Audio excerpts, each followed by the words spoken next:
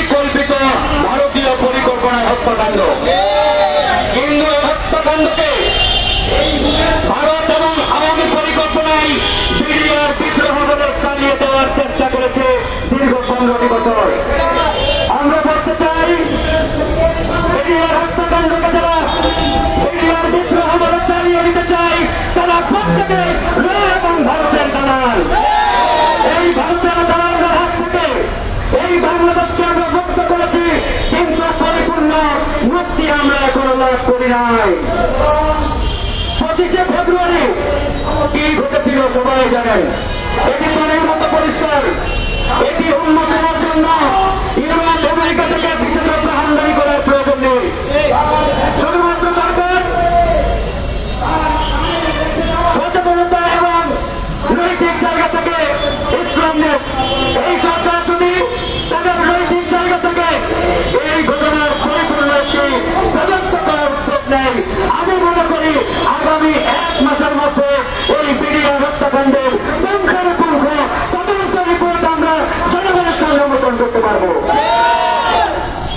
25শে ফেব্রুয়ারির সেই কারবার সবাই জানেন।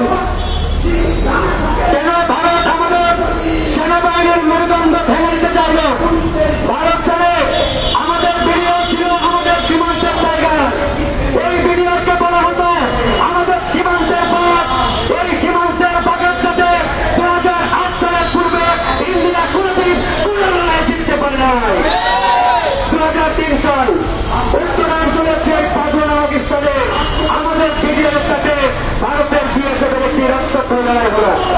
সেই লড়াইয়ে আমাদের বিডিআরের কয়েকজন জওয়ান যে বীরত্বের সাথে ভারতের বিএসএফকে পরাজিত করেছিল, সেটা আমাদের ইতিহাসে আজও সনাক করে লেখা রয়েছে। সেদিনই ভারত সিদ্ধান্ত নিল বাংলাদেশের সেনাবাহিনীর মেরুদণ্ড ভেঙে দিতে হবে। এই বিডিআরকে ধ্বংস করতে হবে। এই বিডিআর থাকলে আমরা আমাদের সীমান্তে বাংলাদেশকে কাবু করতে পারবো না। তৎকালীন সময় বিএনপি সরকার ক্ষমতায়, তখন খালেদা জিয়া প্রধানমন্ত্রী, তখন খালেদা জিয়াকে দিয়ে ভারত তাদের এই সত্য ঘোষণা বাস্তবায়নের চেষ্টা করলেন। কিন্তু তখন খালেদা জিয়া আকস্মিক নেতৃত্বের কারণে ভারতের কাছে মাথার মতো করলেন না।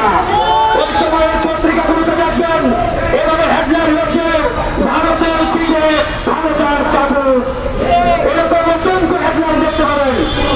যখন এই খালেদা জিয়া রাজি হলেন না, ঠিক তখনই রায়ত পরিকল্পনায় ভারত সিদ্ধান্ত নিল বিএনপিকে হটিয়ে আওয়ামী লীগকে ক্ষমতায় বসাতে হবে। একমাত্র আওয়ামী লীগকে ক্ষমতায় বসিয়ে আমরা আমাদের সিদ্ধান্ত বাস্তবায়ন করবো।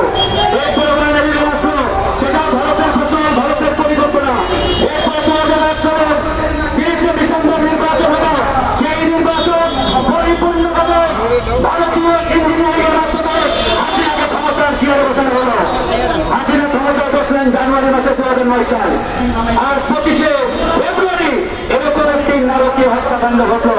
আপনাদেরকে প্রশ্ন করতে চাই, 1.5 মাসের মাথায় এরকম একটি নারকীয় হত্যাকাণ্ড কোন পরিকল্পনা ছাড়া সম্ভব কিনা?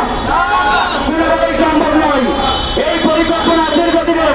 প্রিয় বন্ধুগণ, কথা বলতে চাই না, একটার কথা একটা আবেদন। আমাদের এই হত্যাকাণ্ড মূল আসামি 1 নম্বর আসামি খুনি হাসিনা, 2 নম্বর আসামি আব্দুল কাদের, 3 নম্বর আসামি জাহাঙ্গীর কবির নানক, 4 নম্বর আসামি শরৎ দাস। এরপরে ধারাবাহিক যারা জড়িত এদের প্রত্যেককে এই মামলাগুলো অন্তর্ভুক্ত করতে হবে। কিন্তু আমরা ব্যথিত হয়েছি, কষ্ট পেয়েছি, যখন এই সরকারের আইনমন্ত্রী বলে আগের মামলাগুলো বিচার কার্য শেষ হোক, তারপরে কমিশন করবো। আইনমন্ত্রী জানি না আগের মামলাগুলো কারা করেছে। আগের মামলাগুলো হচ্ছে হাসিনার আমলে। প্রত্যেকটা মামলা মিথ্যা মামলা, ব্যক্তির আমলে আমাদের নিরাপরাধ বিডিআরের সদস্যদেরকে আসামি বানানো হয়েছে। সেনা কর্মকর্তাদের আসামি বানানো হয়েছে।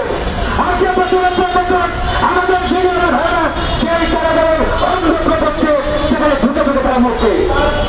আর আইন ব্যবস্থা বলে আগের মামলাগুলো শেষ হোক।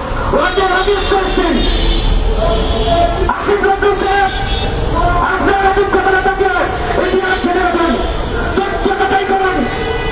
তবে এই হত্যাকাণ্ড সঙ্গে নিয়ে ভারতের নীল নকশা বাস্তবায়নের চেষ্টা করলে জনগণ পিঠের চাঙ্গ ঠিক রাখবে না। পরিষ্কার